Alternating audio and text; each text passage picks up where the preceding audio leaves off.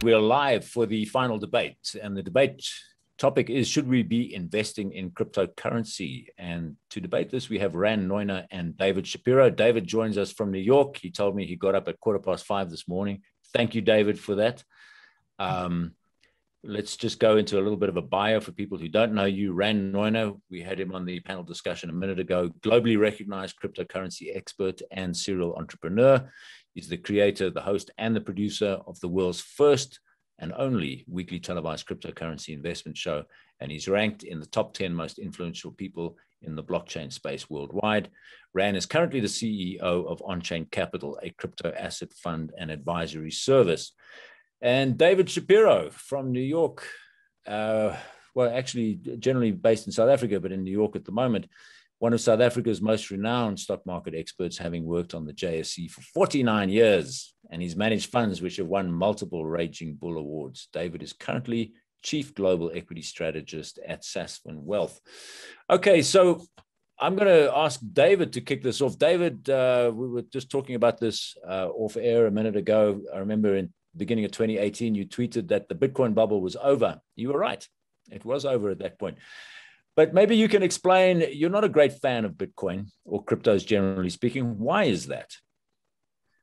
Well, it's not 100% true.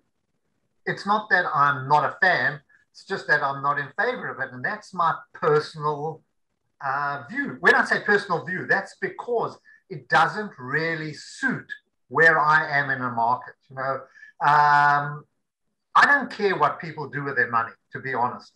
That's not my responsibility. If you have money, I can't be an evangelist and start dictating to you where you should put it.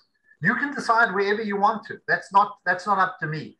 But where people entrust their money to me, I have to then exercise a certain amount of responsibilities as guardians of their savings to turn what is really a gamble. And hold on, let me explain what a gamble is before you get carried away, into a game of skill, not really a game of chance. So, you know, Ciaran, you've been on the market, you've been around a long time. There was always this old adage that a stock exchange adage, you know, if you bet on a horse, that's gambling.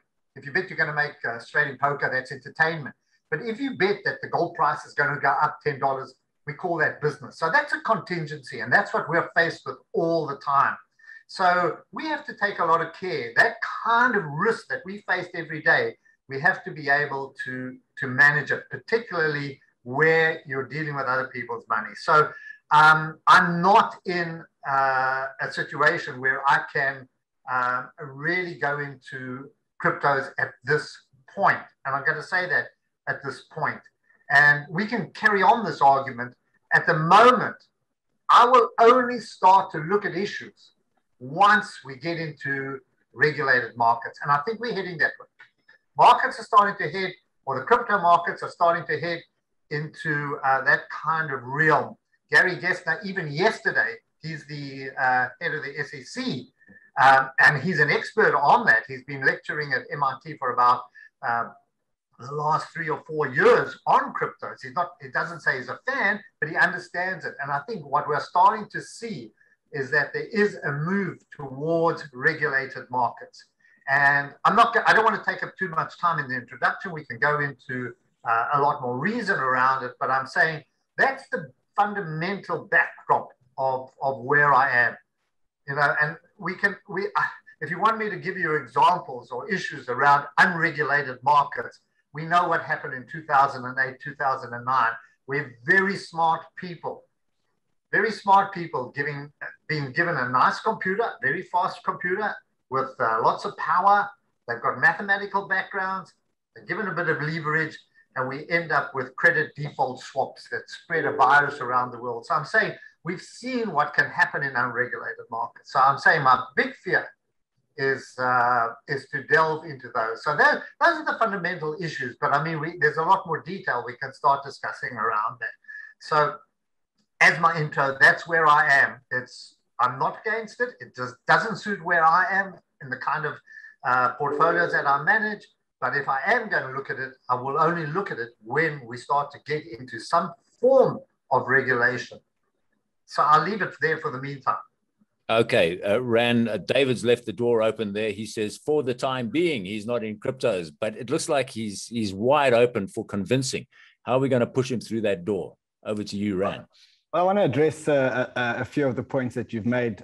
Dave, I think as a fund manager or money manager, you've got to constantly balance risk against return.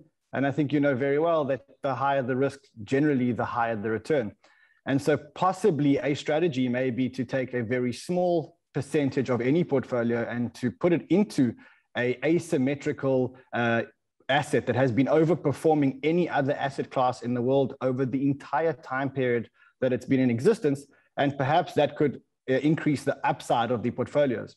But I don't think I need to teach you that. I want to just touch on, you mentioned 2008. And 2008 is exactly why you probably do need Bitcoin in your portfolio. You mentioned that in 2008, there was a global collapse. There was a crisis. And what the governments then did was they started to print money to try and fix the problem. And they printed money and printed money and printed money. And again, the same thing happened when COVID hit. They started to do this helicopter money drops, which they then called stimulus. And they've printed more than 50% more money that is now in circulation. And in order to protect ourselves and to protect people against this irresponsible behavior by governments, and perhaps it's also can also be called responsible behavior by governments, we want a solution, a money that is non-inflationary, where governments can't dilute our money at their beck and call or at their own whims. And so that's why Bitcoin is in existence. It is digital. It's a digital store of value, which is not issued or controlled by any government in the world. And as far as I know, it's the only asset in the world with such network effects that has the same properties as Bitcoin. It's highly liquid. It's super, super, super divisible. It is a algorithmically determined store of value, which means that you know exactly how much is going to be issued. And so it's very predictable. Now, when it comes to regulation, I agree with you that this is a young industry and that vast parts of this industry aren't regulated. However, Bitcoin is regulated. Ethereum is regulated. Even Gary Gensler's SEC have said that Bitcoin is not a security. Ethereum is not a security. When Gary Gensler spoke last night, what he did say was that there are many security type instruments being issued by what we call ICOs, or initial coin offerings, which make up a large section of cryptos. And some of those may be securities.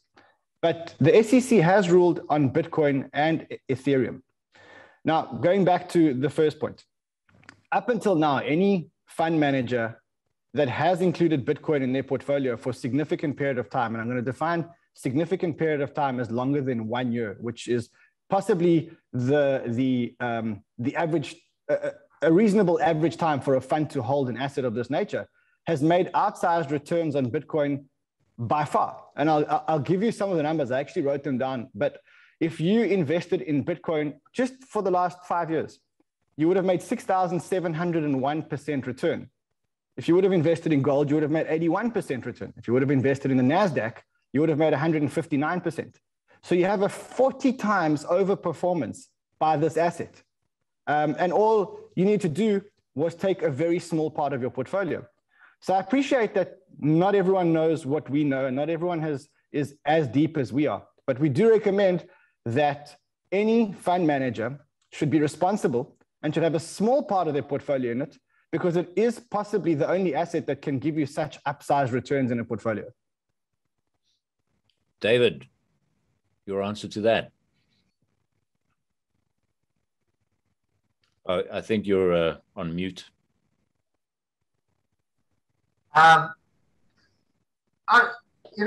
Just 1 or 2 points. I hear, I'm listening to what Rand's saying, and I understand it. And I think at this point, one of the big issues, one of the worries is the ability to actually print or create your own money. I just want to go back to something that disturbs me, because I know that governments are printing money. We all know that. This is not something that's new.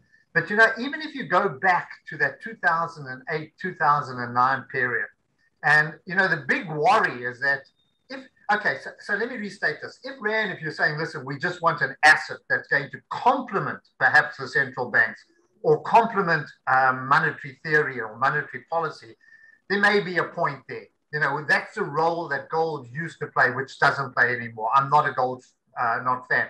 And in fact, I want to state something as well. I was brought up on the stock exchange in the 70s.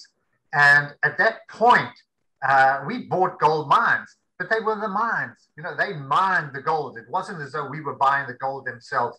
And there was a whole other skill around buying the companies that actually produced the mines, rather than buying gold itself or produce gold. So it's an important point to understand in the 70s, and that it doesn't mean we were wild gold bulls in those days. We weren't. This was the industry that dominated South Africa. But to go back to the point, one of the reasons they phased out gold is that there just wasn't enough gold to allow trade to take place, because you used to settle your accounts in gold, and that was Bretton Woods and the policies that happened afterwards as well. So, I mean, to an extent, it was an alternative asset, and it remains an alternative asset. And there's always going to be room for people to get involved in that. But the 2 points that I want to recognize as well, believe me, without central banks, without what we're going through now, the money that they're printing, we would not have been able to survive, number one, the 2008 and 2009 crisis, and nor would we have survived this particular crisis now.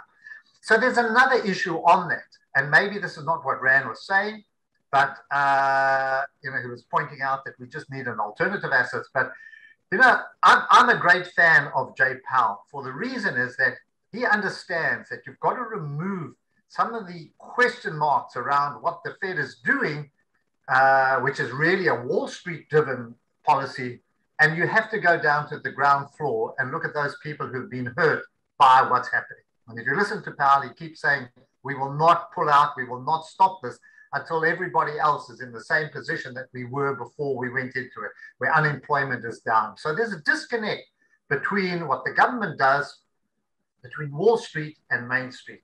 And I think, thank goodness for Powell, thank goodness for central banks, thank goodness for governments who've helicoptered that money, because if it wasn't for that helicopter money, in other words, pumping it full of drugs, we wouldn't have survived this. This was a health crisis. This wasn't a financial crisis. 0809 was a financial crisis. Likewise, it was Geithner, it was Bernanke, it was Hank Paulson, and President Bush, whose fast actions helped us. And yes, they did have, Helicopter Ben did put money into the system. That enabled us to get through that period. We didn't see that we'd have this actual health crisis as well. So I'm not a great believer that, I don't diss the central banks and what they're doing. Thank goodness they are doing what they're doing. Yes, we'll pay for it later. Yes, we will pay for it later because the debt is so high.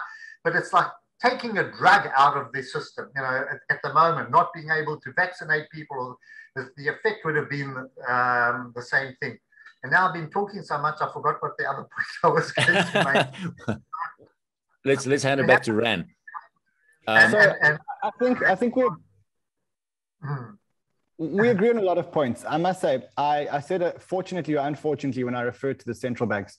And I must say that I think that if I were to analyze the central bank's actions, there was no other actions that the central banks could have taken. And they took the best action possible to keep the majority of people alive and afloat during a period where they shut down people's businesses, forcefully shut down people's businesses and removed people from work.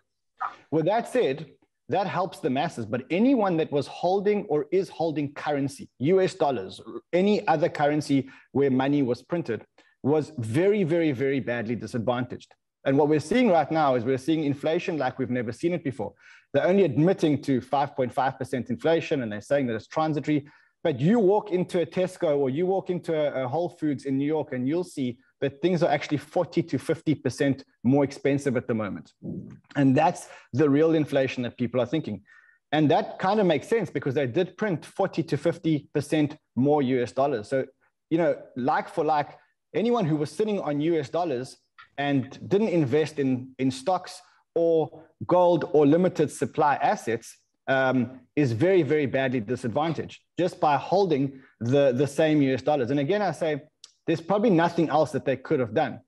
With that said, those who want to protect their money, those who realized early enough what was going on and wanted to protect their money, were faced with various options where they could migrate their money to. They could go to stocks or bonds, and that's exactly what they did. They went to stocks or bonds because they're the most liquid. And as a result, what happened was the stock markets are at all-time highs, while the economy is at an all-time low. I've walked through New York, 30% of the stores haven't been rebuilt, and New York is a flagship. Walk through some of the more rural areas or the more underdeveloped states, and you'll realize that the majority of people are suffering, and that there's probably never been a bigger disconnect between the stock market and the man on the street. And stock markets are at all-time highs. You want to tell me that any economy in the world today is at an all-time high? Absolutely not. People have taken the money that the government gave them, the stimulus, and they invested into this dream of stocks, and they artificially inflated stock prices. They went into gold because of the scarce, limited supply of gold. But today there's a better asset because we know that gold is scarce, but no one knows how scarce it is. You mentioned the problems with gold. You said there wasn't enough gold to go around. You mentioned too that one of the reasons why there wasn't enough gold to go around is because gold isn't divisible. Gold isn't liquid. It isn't divisible. Bitcoin fixes all of this. Bitcoin is highly liquid. It's highly divisible. I can send you 1 cent worth of Bitcoin across the network. Okay. It's fixed supply, much more fixed supply than gold. I can transport or transfer millions of dollars in 1 second or in less than 10 minutes. I can store it on a small USB type device. I don't need security guards. And you know what the best thing is? If the governments change their policy, just like they did in the 1930s, where they outlawed the ownership of any gold, and they made anyone who owned gold have to go stand in a line and actually sell the gold to the Fed or give the gold to the Fed, I can protect myself because I have this USB device where I hold my own Bitcoin. So I think to summarize, I think the reason why stock prices, gold prices have all gone up is because there's been so much money out there. And we're currently facing the biggest disconnect between stock markets, which are made for the rich, for the wealthy, and the poor who don't have any investments and can't afford to eat. It's the biggest disconnect in history. You cannot tell me that economies are now functioning 30% better than they were before this pandemic started, because that's what the stock markets are alluding to. People are taking their printed money and they are so scared of what the central banks are doing that they're running and they're hiding into anything. Properties, stocks, gold, and Bitcoin. And that's why Bitcoin has gone up 10x since the beginning of the pandemic. Okay. Okay, go, Ciaran. David, before you jump in there, let me just, I think what we are talking about here is an inflationary versus a deflationary problem. And what Ran has been outlining there is an existential threat to the world financial system. And Bitcoin is an attempt to solve that. And it might be an imperfect attempt, but it is an attempt. Maybe just address that side of it. That's not new. Yeah, I'm not going to question that. I'm not going to question whether there are alternative assets, where there's another place where you can protect it and the benefits of that. I think it comes back to the point that I made originally, in the introduction. I said it's an unregulated market. An unregulated market means that it's not under the control of any government. If you look at the JSE, I've been on the JSE 50 years, and the JSE started in 1886. So I've been there for quite a long time of its existence. But the one thing that I've always liked about the JSE, pre-Bitcoin, pre-anything, was that I knew that if I ever bought shares or sold shares, that the JSE, like most regulated markets, would guarantee delivery. In other words, it was regulated, there was oversight, there were people investigating the market and creating certain rules which allowed everybody to participate on a fair-to-fair basis. That's what we call a regulated market. And I'm happy with that. Contracts for difference are not regulated markets. A lot of people in this town or in our towns or wherever go into CDs, contracts for difference. That's just a bet between A and B. It's not through a regulated market.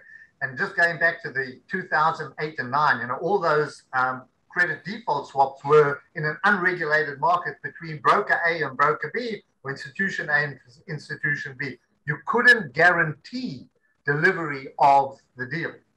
So that's hold on, that's my world. That's the world that I like to live in. The other world is that, and where this is going to be a problem, is that where it comes to regulation, even if you've got peer-to-peer deals within the crypto space and there is interest paid, yeah, you should pay tax on that. Everybody else pays tax. You don't want a market that develops where there are hidden profits that escape the authorities. And believe me, we've had so much of it. Ask the Swiss with their bank accounts. Just ask the Swiss with their numbered bank accounts as well, which are being broken. So if everything's fine, if we're playing on level fields, if a person buys Bitcoin and sells Bitcoin, pay the capital gains tax, the same as we do in regulated markets. Don't have it in a market where no one can touch it. So I'm saying at the end of the day, when we get into a situation where you've got cryptocurrencies which perform and act the same way as any other investment that we buy and subject to the same rules and regulations, then it becomes a much more viable position. I don't know if, that's the point. Maybe I'm not getting it across as articulately as I want to, but I'm saying, I don't mind that. If it's part of that, if it's not in a hidden world or somewhere hidden that we don't understand, where everybody pays it, that's fine. That's cool. I'm saying when we get into a situation where I can buy clients a Bitcoin, etc., which is subject to the same kind of oversight that we're seeing in regulated markets, then it just becomes another asset in which we can get involved. Ran, do you want to jump in there? And by the way, David, I think on the contracts for difference, they are actually regulated now. There is a thing called an ODP license that is required by the Financial Sector Conduct Authority. I only found that out recently, but it does exist. And clearinghouse? So I think that I'm not sure that I'm understanding your point, and I'll tell you why. Bitcoin is regulated in most jurisdictions. It's regulated as a certain type of asset, depending on the jurisdiction. In the United States, Bitcoin is regulated as a commodity. In South Africa, it's regulated as property. So Bitcoin is regulated in all jurisdictions. Not only is Bitcoin regulated by governments, but it's also regulated by code, which means that the way that Bitcoin behaves is actually regulated by a code, by computer code that can never, ever be changed. So you always know the rules of the game. And you said it yourself. One of the things that you wanted regulated was, if you buy something, you're going to receive it. That's exactly what Bitcoin is. Once I send you something, the transaction is non-reversible, it is immutable, and it is stored on thousands and thousands and thousands of computers around the world, and it is impossible to change. So you're regulating it not only by code, but also by law. Okay, so that's the first part of it. The second part of it is there are multiple exchanges in multiple jurisdictions, including exchanges here in South Africa, which are regulated. Neuner is one of them. You can buy Bitcoin on a regulated exchange, on a Neuner. Different countries have different regulations and different requirements for different exchanges. And as far as I understand, and I haven't been in South Africa for a long time since I returned from the States, but I think South Africa has various regulated exchanges. In terms of paying tax, Bitcoin is the taxman's dream. And I'll explain to you why. Every single transaction sits on a ledger from the beginning of time and until the end of time.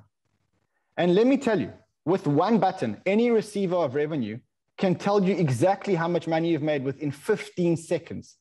And I've seen this because the tax software that I use to manage the thousands and thousands and thousands of transactions that I do every single year, with one button tells me exactly how much tax I owe. You can't do that in the traditional financial system. Every single transfer is regulated, is transparent, and is stored forever. Now, when you want to spend your Bitcoin at a merchant, or when you want to withdraw your money, you need to be KYC'd and AML'd, which means that there's always a link back to your account. And so not only is Bitcoin regulated, but if anybody is planning on not paying tax on their crypto profits, I would be very nervous, because governments can go back even 20 years and still get the records of every single transaction that you made. And that kind of ledger is not available in any industry in the world, even the internet, because 90% of the data on the internet is deleted every 20 years. Blockchain data remains in existence for as long as the blockchain is in existence, and the government can see every single transaction you ever made. And whereas there is prescription in some jurisdictions around tax, there's no prescription in any jurisdiction around tax fraud. And if you don't pay your taxes for crypto, it is considered tax fraud. So the government can go back 20 years and say, we tracked this account to your name. We have now seen every single transaction that's ever happened on your account. You better pay the tax. What? Hey, David, David, just before you jump in there, I'd like to go back to this point about asymmetrical returns. I mean, what Ran was saying earlier on is that if you have like a 2% exposure to Bitcoin, it's almost like a call option, which I'm sure is something that your clients, your investment clients, would be quite comfortable with. Is there not some argument in favor of that? And then get around to the question about there is in fact regulation, even though it's not specifically in terms of the definitions of what a crypto asset is. We have to question, we have to go into this whole point of regulation, because I mean, if it was regulated to the point that Rand said, I understand blockchain. And again, I'm going to make a point. I really am going to make a point about blockchain. I'm not against, of course, that is progress. I started, when I started in the stock exchange in 1972, we couldn't even pick up a phone and dial England, and we were pioneers in computer, the firm that I worked for, Max Pollock. And we used to write, we used to use assembler. I actually learned to program in COBOL. So this is a progression. And I think, it's a wonderful progression. No one is ever going to question the benefits of blockchain. It will take some time. That's New York, if you can hear in the background. So if that happens all day.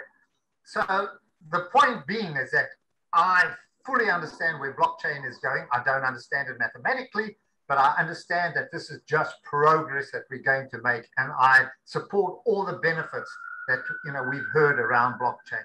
My worry, and I'm not convinced yet that we're in a regulated market to the point that Ran has said. I understand the ledger side of it, and that in a way there is a clearinghouse because you will get delivery. The problem is that without proper regulation, and I say there's so many little links that are there. For example, I got a mail from somebody I was looking up. It was during the soccer, the European Cup, and I must have gone onto some Russian site or something because I was looking at some matches. And I get this, we've got hold of your computer. We're looking at your camera, blah, blah, blah. You better pay some Bitcoin into this account, otherwise. I got that on Pornhub. Sorry? I got that on Pornhub. Are you sure it was the soccer site, Dave?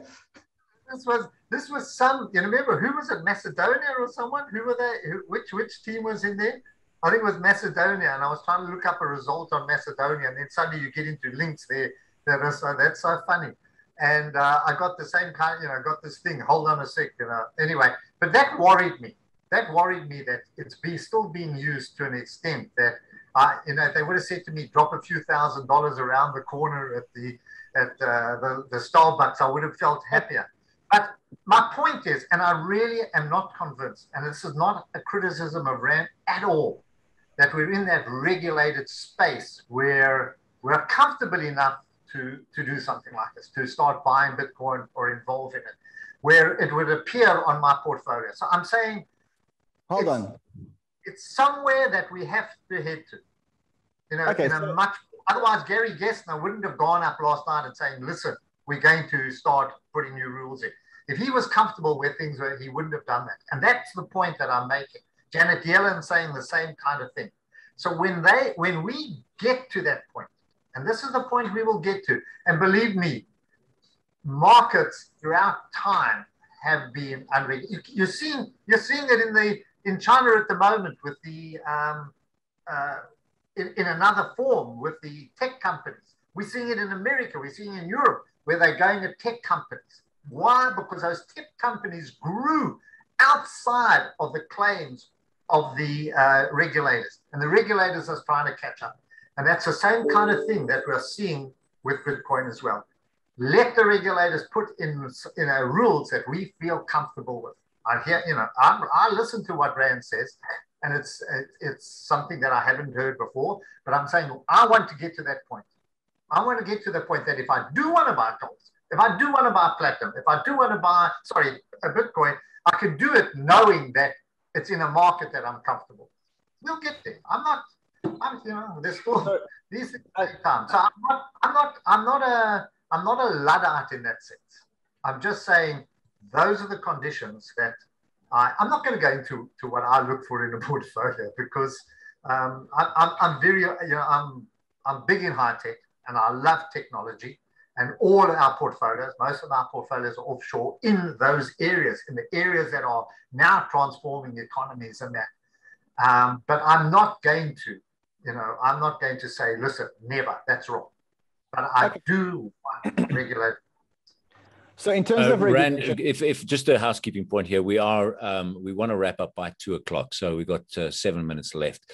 But please respond to that. David does make a point. We're not quite there where we need to be in terms of regulation. What do you think? So we've got to make a distinction between Bitcoin, Ethereum, and other cryptocurrencies. Bitcoin, you've never heard Gary Gensler or Janet Yellen calling for more regulation on Bitcoin or Ethereum because the regulation is clear. The SEC have regulated them.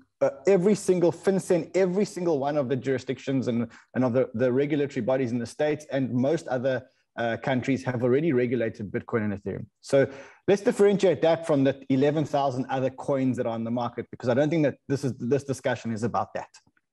Now, in terms of, you mentioned you don't feel that they're as well regulated as gold. News for you is that Bitcoin is as regulated as gold is. We know what asset class it is, but it's also regulated by code. I've bought many fake gold necklaces in my life. I could never buy a fake Bitcoin. It's impossible. It's impossible. So there are scams in every single industry. The idea is to use your knowledge and your resources and your due diligence to deal with reputable people. And that's the point that I want to lead to next. I understand that there are many people like you who may believe in the asset class, but are worried about the regulation. And the good news is that there are various funds and vehicles around the world that have catered for exactly that. One of them is called the Grayscale Bitcoin Trust. It is a trust regulated in the United States, listed on the stock exchange, which only holds Bitcoin. And the reason why they created it, and right now it's the biggest Bitcoin ETF type instrument in the world, with I think 25, don't quote me on the number because the price fluctuates, but with I think $25 billion under management. That is a vehicle designed to make it easy for people like you who are used to buying shares. Ultimately, what you'd be buying is listed shares on a regulated stock exchange in the United States of a trust that does nothing else but hold Bitcoin, which means that if you do believe in the asset, but you're worried about the regulation, and you mentioned yourself that you're investing in tech funds offshore, maybe a good idea would be to treat this as just another share in your portfolio. And I think that if you did, and I'm only going by history, and I know that you'd say that historical returns are not any measure of, or any guarantee of future returns, but perhaps allocating 1 or 2% of your portfolio to that could upgrade or upsize the returns of your entire portfolio. David. Hello. I just, look, that's a fair point. As I said, when we used to buy gold, we never bought gold. In the gold market, we bought the mines that made the gold. And Ciaran, you understand what I'm saying when we used to look at the grades, the production numbers, and so on. That would identify. So we're not, the one area that I am passionate about at the moment is fintech. And you saw, in fact, my son, Jonathan, just wrote a book about Afterpay, which was released on Monday, the day that Dorsey came in and bought them for 29 billion. Those are the kind of businesses that we're open about. We're looking all. There are a lot of fintech businesses that we're buying that are challenging the banks, challenging the way that we used to do business, even at my old age or advanced age, and that I just find them fascinating. And I'm also fascinated by the way younger people are approaching handling their own portfolios. And, we're probably going to lose when our clients die, and most of them are really, really old. We're going to lose probably 80% of that because the kids will not want to deal with that. So one's got to be advanced and got to keep your eyes open and your ears open. So we're not saying no, but we want to go into this. We will go into businesses that we find a lot more comfortable and a lot more that fit in with what we're doing. So the ETF fits within that category. If it's a listed ETF, in fact, Gary Dessner, he actually mentioned that. He discussed it to quite a large extent. I'm not concerned about it. If it fits all the, or ticks all the boxes, yes, we'll go into it. But the one point that I should have mentioned, it's where I am. I don't even hold cash. The last thing I want to do is hold gold or dollars or anything. And it goes back to a very important point that Rand said about inflation. And I think we're running out of time, but somewhere down the line, we will talk about how genuinely inflation during the 70s and 80s destroyed the savings of South African wealth. And it's something that I bear in mind all the time. So we're very open to anything. Let's just have a wrap up here, 1 minute each, please. Ran, if you can just close off with your final thoughts. I just would like to ask David one quick question, if you don't mind. Dave, when you talk about technology companies that you're investing in, can you give me 1 or 2 examples of good technology companies that are well known that you're investing in? So not the gems that no one's ever heard about, but perhaps some of the biggest ones. I've got to do it here. The one that I love the most, it doesn't print Bitcoins, but it prints the chips that allow Bitcoins to be mined. And that's a company called ASML, which is in Holland. A brilliant business. We love NVIDIA. The platform that I'm buying at the moment, the fintech, is a company called ADYEN, another Holland company. Sorry? Ultimately, when you are investing in technology, what you're investing in is you're betting that these companies are going to get network effects. You're betting that these companies are going to become like Uber, like Facebook, like Airbnb, like Amazon, like Google. Now, if you look at all those companies, they have one thing in common. They all have network effects. And we define network effects by the fact that every user that joins the network adds more value to the network. So to simplify it, if you're faced with a choice of whether you should use WhatsApp or WeChat in South Africa, chances are you'll use WhatsApp. And when you do use WhatsApp, you will become another person on the WhatsApp network. And therefore, more calls will be able to be made on the WhatsApp network because there are more users on it. And that's what we call the network effect. And generally, when you take bets in the technology sector, you're betting that the companies are going to get network effects and that they're going to attract users. And every user that gets attracted is going to join the network and add more value to the network, thereby making the network more attractive. The biggest and best example of network effects today is Bitcoin. It is the fastest growing network with the highest value in the shortest period of time. It is proof that the old model for network effect is being replaced by a new model for network effect. No asset in the world got to a $1 trillion market cap as quickly as Bitcoin did. No network in the world got the same amount of users as Bitcoin did. It's a technology bet on the next level of technology. And I think I've shown you, Dave, that you can get into it in a regulated way through the Grayscale BTC Trust. You can buy it like a share. You don't have to worry about the custody. It's regulated by law and by code, which means you never, ever, ever have to worry about it. And the best thing is that I think it's the one asset that if you put into your portfolio, and just a small bit, if you just put 5% of your portfolios into it, it may be the one one asset which will completely upsize the returns of your portfolio. What's the code? I don't know. David, one minute, please, David, and wrap up if you don't mind. I don't know how many of your investments have returned 67 times their money in 5 years, 7 times their money in the last 3 years. I don't know, 10 times their money in the last 12 months. I don't know how many of your assets have done that, but I'm showing you an asset that is doing that, and where there are only about 100 or 140 million people in the world currently using it, which means that the growth potential of this asset, even though it may seem like it's grown a hell of a lot, only 140 million people in the world are using it out of 7 billion. And it's the one asset that anybody with a phone and an internet connection can access. It is, to be honest, I think it would be negligent not to add it to your portfolios. Okay, David, 1 minute, please. The only worry is the volatility in that market. And I promise you, the one thing that I have learned is that there are no long-term holders. There's no one who holds for the long term. They hold in the long term as long as it goes up. As soon as it goes down, suddenly they become very, very anxious short-term holders.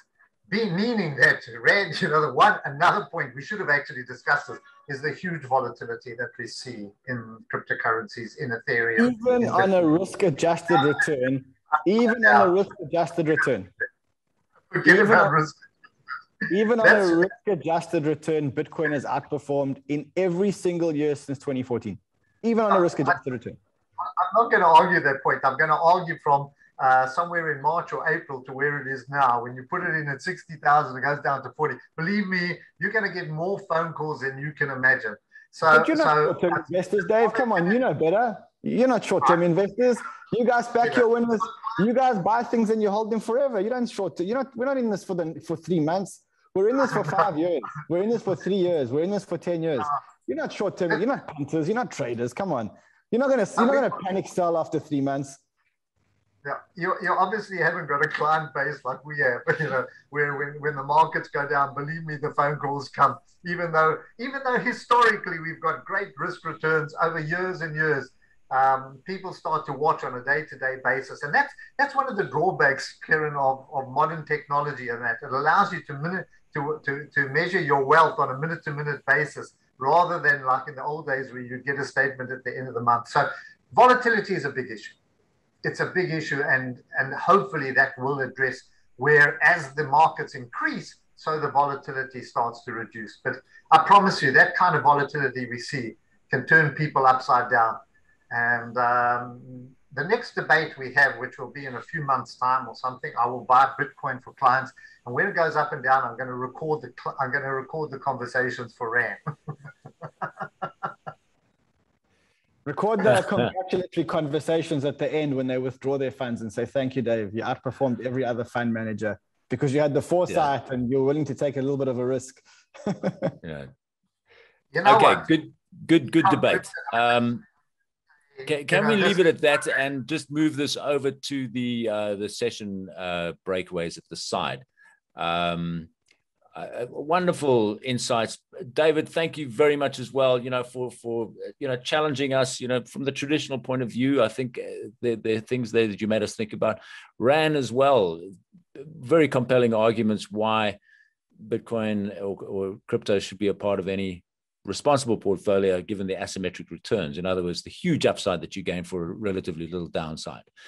Okay, so we are going to start networking now. So I want you, please, the people who are in attendance, click on the networking tab on the far left side of your screen. We would love to have the speakers there. Ran and David, if you could pop across there as well, and just interact with the people after the event. I think this was an absolutely illuminating and fantastic morning and early afternoon in everything to do with crypto. We covered a lot of ground, a huge amount of ground, from regulations through to taxation, through to blockchain, and whether we should invest in cryptos or not. And maybe people want to offer their opinions on that in the Q&A. Are you convinced one way or the other that you should be investing? In other words, are you following Rand's point of view or David's point of view? You're still a little bit skeptical and you'd like to wait for regulations, or maybe see if the market matures a little bit more. We'd love to hear your opinions about that. But please click on the networking tab on the left-hand side of the screen. Thank you so much all for joining into the cryptocurrency conference.